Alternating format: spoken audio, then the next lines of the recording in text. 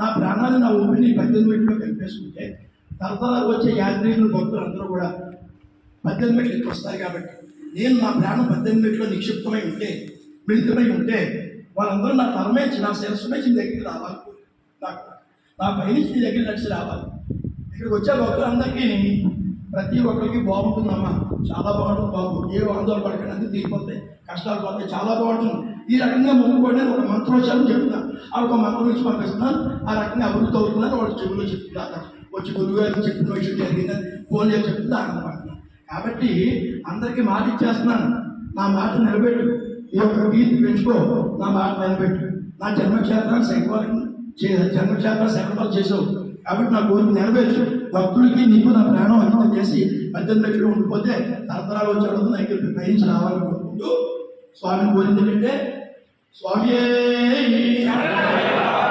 18 కొండలు 18 మెట్లపై కొడుకున్న బంగారు స్వామి, ఆంధ్ర శబరిమలై స్వామి, ఆంధ్ర శబరిమలై స్వామి, 18 కొండలు 18 బంగారు స్వామి, ఆంధ్ర శబరిమలై స్వామి, ఆంధ్ర శబరిమలై స్వామి.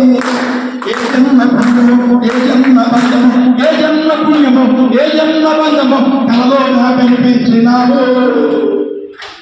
ఆంధ్రాలో శబరిమలై కట్టించినావు, ఆంధ్రాలో శబరిమలై కట్టించినావు. నా జన్మ క్షేత్రాన్ని శంకవరాన్ని శబరిమలైగా మార్చినావు. నన్ను ధన్యుణ్ణి చేసేసినావు, నన్ను ధన్యుణ్ణి చేసేసినావు.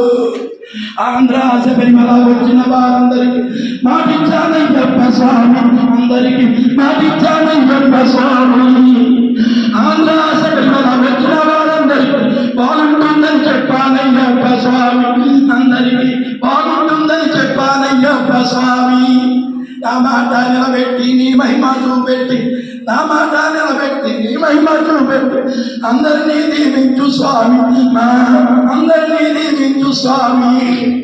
నా ప్రాణం ఎప్పుడు, నా ఊపిరెప్పుడు, నా ప్రాణం ఎప్పుడు, నా ఊపిరెప్పుడు నీ మెట్లలో ఉండాలి స్వామి. వచ్చేటి భక్తులు ఇరుముళ్ళు మొక్కులు, వచ్చేటి భక్తులు ఇరుముళ్ళు మొక్కులు నా పైన నడిచొస్తారయ్యప్ప స్వామి, నా పైనుండి నడిచొస్తారయ్యప్ప స్వామి.